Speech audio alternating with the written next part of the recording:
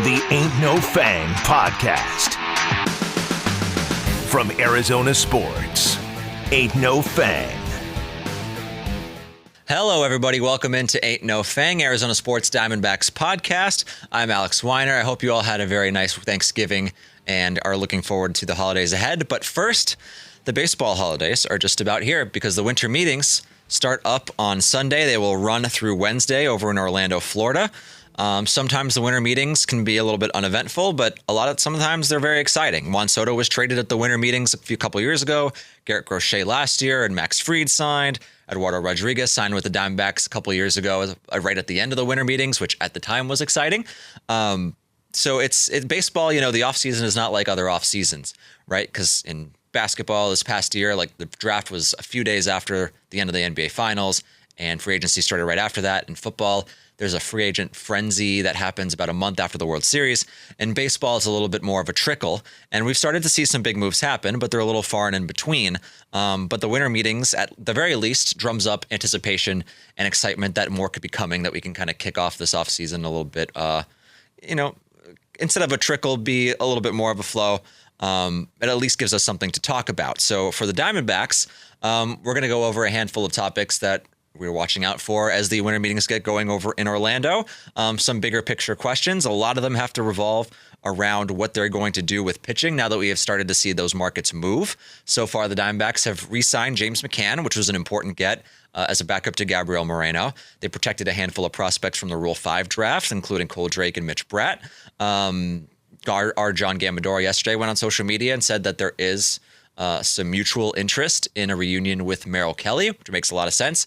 Merrill has been open about being open to reuniting with the Diamondbacks once he became a free agent, and the Diamondbacks, having need for starting pitching pretty badly, and he fits that pretty nicely. Gambo also mentioned that Paul Goldschmidt is somebody else to watch out for, as well as Tampa Bay Rays closer, or I guess I should say former Tampa Bay Rays closer Pete Fairbanks. Some other minor stuff has gone on. You know, they re-signed Taylor Rashi to a minor league deal. They brought in a couple of guys for spring training invitations. But all that said, to get to a bigger picture stuff, the biggest question surrounding these winter meetings and just the Diamondbacks offseason as a whole, when we look at the rest of it, is how are they going to be able to add starting pitching? Because it comes at a premium. And can they do it without including arguably their best offensive player, and that is Ketel Marte, who continues to be in trade rumors.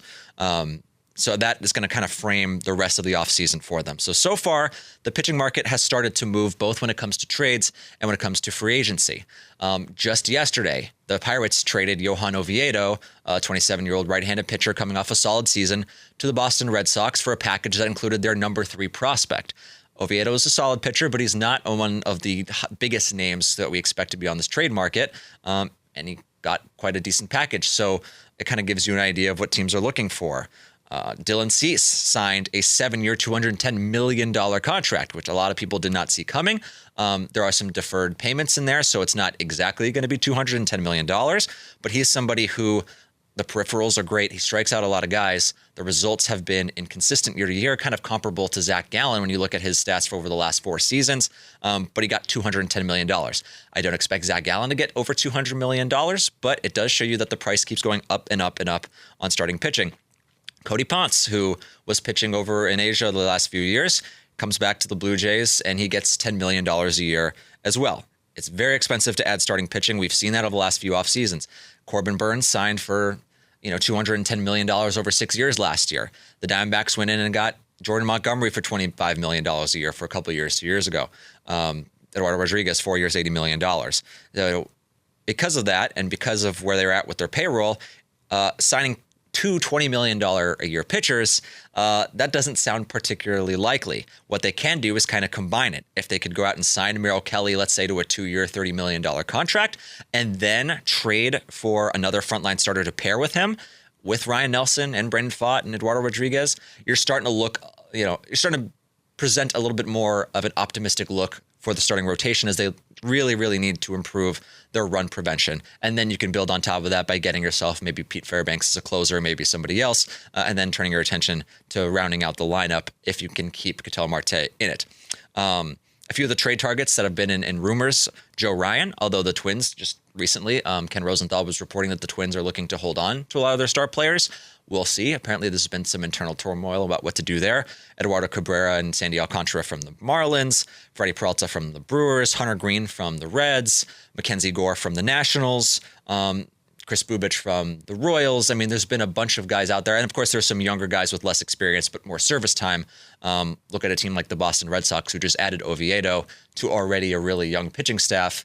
There might be a little bit of surplus there that you could pick from. So that's what's kind of going on out there. I really like Joe Ryan. We'll see what the Twins want to do. He's got 2 years left. Hunter Green would be a dream pickup. He's got 4 years left. But again, I don't quite understand why the Reds would part ways with their ace on a very affordable contract. They have a surplus of starting pitching. It just seems unlikely that he would be the one to get dealt. But maybe there are some others in Cincinnati that you can potentially look at. Nick Lodolo, Brady Singer, maybe somebody like Chase Burns, although that he's a first-round pick a couple of years ago, so that seems unlikely too. But the big question for the Diamondbacks, so can they acquire the starting pitching without trading Ketel Marte? And my argument is that when you look at their farm system, it's not the top ranked farm system in the league. It's not the top 5 farm system when it comes to like external rankings, but it's an improving unit, and they have a really interesting opportunity because you got to look at the draft. 2 years ago in 2024, the Diamondbacks had 3 picks in the first 35. They had their competitive balance pick.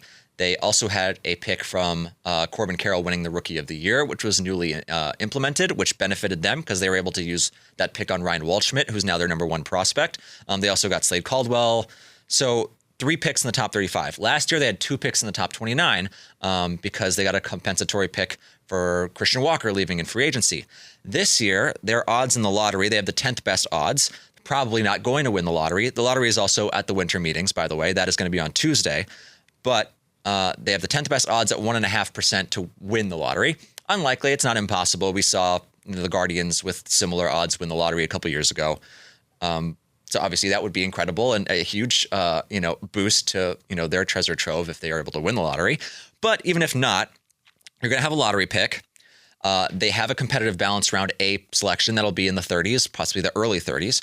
And then we'll see what happens with Zach Gallen, who Gambo mentioned the other day is unlikely to return. If he signs for $50 million plus, then the Diamondbacks will get another pick right after the first round. So they could potentially have 3 picks in the top 35 again. So there are ways to continue to bolster your farm system going forward if they do pull some talent out of there to go out and get a starting pitcher.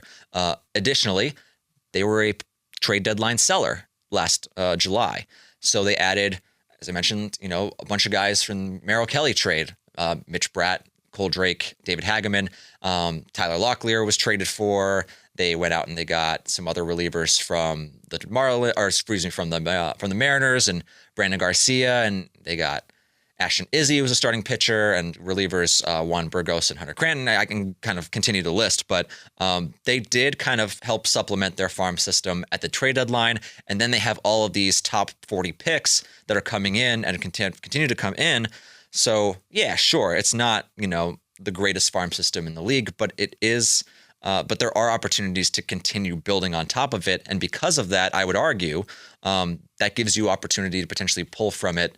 And go out and make sure that you have the rotation that is capable of holding yourself up until Corbin Burns potentially returns. We'll see if it's the All-Star break. We'll see if it's early August or even, middle of late August next season when he comes back from Tommy John surgery. And it gives you a little bit of that cushion. You can never have too much starting pitching. They have some guys who are reaching that level in the upper minors. But, when you roll out the starting rotation going into opening day, ideally it's somebody that you trade for, somebody like a Merrill Kelly who you can trust and is reliable and is already, expressed the willingness to come back here. And then it's Ryan Nelson, and then it's Brandon Pfaadt, and then Eduardo Rodriguez. Ryan Nelson had a great year last year. If he's your number 3, that is a great place to be in. If he's your number 2, that's still not too bad. Well, we'll see what they do around him. So because of that, I would say that keeping Ketel Marte and pulling from your prospects, even if it is, 2 of your top 5 prospects or 3 of your top 7 prospects or something like that, easy for me to say, but that seems like a more logical direction to go in if it is possible, if other teams value the Diamondbacks prospects that highly. So, and if they do keep Ketel Marte, they're not expecting to have a top 5 offense next season. They have been open about being willing to sacrifice a little bit of offense to bolster the run prevention. But going into next season with a Corbin Carroll, Geraldo Perdomo, Ketel Marte, Gabriel Moreno core where you could build around, that's pretty dangerous. That at least gives you a top of the lineup that's competitive with a lot of others, and probably better than most others in Major League Baseball. And then you can kind of continue to build around that. So, again, there are pros and cons to the Ketel Marte thing. Obviously, if there is some stuff behind the scenes that continues, or if there's a little bit of exacerbation behind the scenes, then that's part of the calculus. If he made amends, that's also part of the calculus. That's great. But there's a lot of pitching out there. There's a lot of different ways to go out and get them.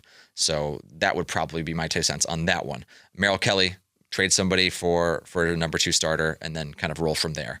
Closers. The closer market is moving, and it's very expensive right now, right? Because Devin Williams just signed with the Mets for $15 million a year. Ryan Helsley went to the Orioles for $14 million a year. Emilio Pagan, who I kind of liked as a potential target for the Diamondbacks, he gets $10 million a year from the Reds.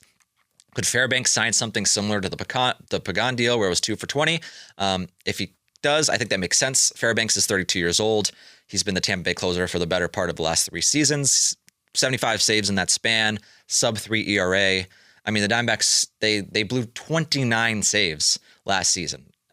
I mean, if they had blown 22 saves, would they have been a playoff team? I mean, it's hard to say, but maybe.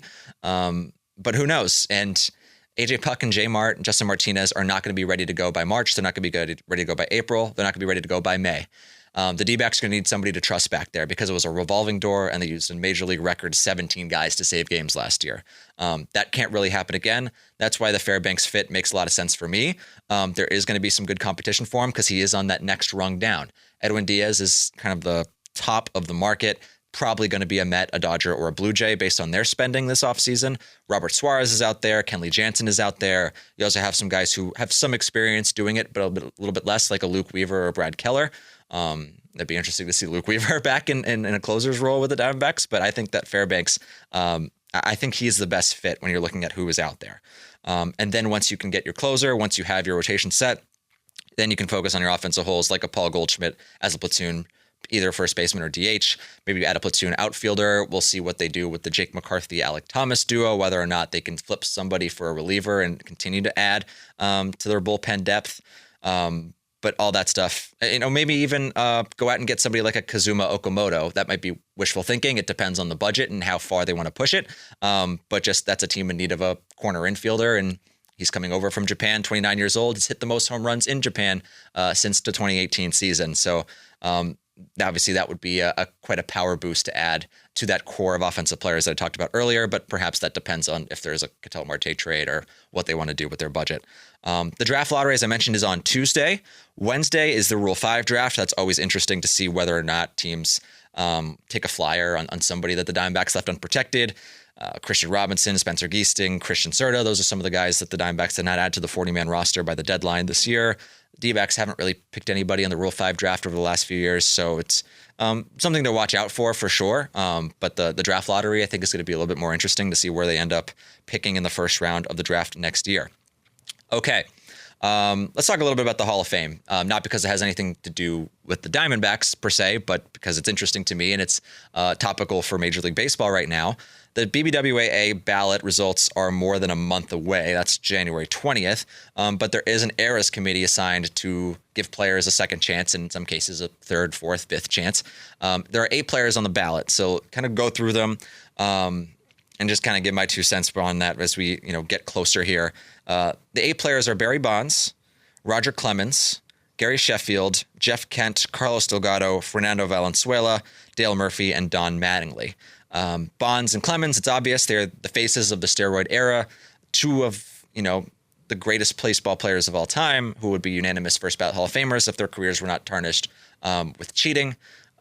Gary Sheffield is an interesting one because he gets lumped in with the steroid users. He's still, he's still denying that. There's an article that came out in USA Today from Bob Nightingale just the other day where he talked to Gary Sheffield, who continues to kind of plead his innocence.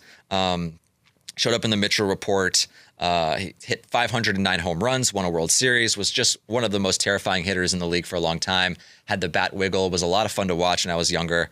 But obviously the stain on him from being in the Mitchell Report has left him out of the Hall of Fame. I think he's absolutely a Hall of Famer. It just depends on whether or not, he gets lumped in with the Bonds and Clemens types, or if there's more, gets lumped in with some of the guys who had some suspicion, but were not of that same kind of level, who did get into the Hall of Fame in recent years.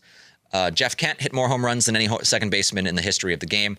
He won an MVP at a career WAR of 55.4, which is a little bit low for Hall of Famers. His peak was really good, but not quite to the level of a lot of Hall of Famers. He was just unlike anybody who had ever played second base before. Some really good years on the Giants, and the Astros. Ended his career with the Dodgers. He got a fair amount of consideration from the writers when he was on the BBWAA ballot. I'm curious whether or not this will kind of push him over the edge. I think it would make sense that he would make the Hall of Fame, although I definitely don't think he's a no-brainer Hall of Famer. Carlos Delgado was very underrated in the 90s and the 2000s, nearly hit 500 home runs, nearly won an MVP in 2002. He finished second to A-Rod by a few votes. Career 929 OPS, which is great. And he had a peak for 6 years from 1998 through 2003, where he averaged 40 home runs per year with a 998 OPS. I mean, offensively dominant player. It's just, was the peak long enough, and does he have the cumulative stats to back it up? It seems like he's probably a little bit short, but I do love the fact that he's going to get another look, and that's kind of what this ballot is all about. Fernando Valenzuela, the late Fernando Valenzuela, also somebody I'm incredibly happy is going to get another look at this, because statistically he's not a Hall of Famer, but his impact on baseball in Southern California, the excitement he drummed up with Fernando Mania, and how he brought in, so many fans to return to the game as a young Mexican star who took the league by storm in the early 80s. It's really hard to overstate just how impactful he was culturally to the game of baseball, even if the stats aren't quite there. Right? I mean, from his age 27 season and on, there wasn't a ton to look out for them, but he was the Rookie of the Year and the Cy Young in his rookie season, won a World Series at really, really young age. And if the Hall of Fame is a baseball museum, designed to tell the story of Major League Baseball, I do think Fernando Valenzuela is a worthy pick there. I'm hoping that he gets in. Then you got Dale Murphy and Don Mattingly, who this is not their first or second chance. Kind of similar in that they played in a similar era through the 80s. Highly influential players to their respective franchises, Mattingly with the Yankees and Murphy with the Braves. Murphy won 2 MVPs, Mattingly won 9 Gold Gloves. When it comes to their overarching stats, the WAR is a little bit low, between 42 and 47. It's not up to Hall of Fame standard. I would guess somebody gets in just because you get enough chances and you get enough looks, then people can kind of convince themselves or be convinced that they are worthy of it. Obviously, it's not offensive if either one gets in. They tell the story of baseball as well. It's just statistically they don't have as strong of a case. Mattingly has been so front of mind over the last few years, both as a manager and then more recently as a bench coach with the Toronto Blue Jays. So I think maybe that could potentially help him out a little bit. If I had to guess who on this gets in, I would guess Mattingly and Murphy have the best chance to do it. But I do have my fingers crossed for Fernando Valenzuela, and I wouldn't even be mad if Carlos Delgado got in either. So we'll see what happens there. The winter meetings, it's an exciting week. There's going to be tons of reports and rumors and sound clips and all that kind of stuff. Hopefully there's a lot of player movement and transactions that happen. As I mentioned earlier, I think you go into the offseason knowing you need 2 starting pitchers. It's a really difficult place to be in if you're the Diamondbacks, particularly when you have the budgetary concerns that they have with so much money on the injured list to start next season. Plus the payroll is expected to go down a little bit, although we'll see. We didn't expect them to go out and get Corbin Burns either, so kind of see when we see it. But this is the week where a lot of that stuff starts to come down, and fingers crossed we get some good activity and get some more stuff to talk about, because there is a lot on the Diamondbacks list of things to do, and so far it's been a little bit quiet, but this is a good opportunity for that. So keep it locked in on Arizona Sports for all things Diamondbacks as we cover the winter meetings here, and have a great weekend, everybody.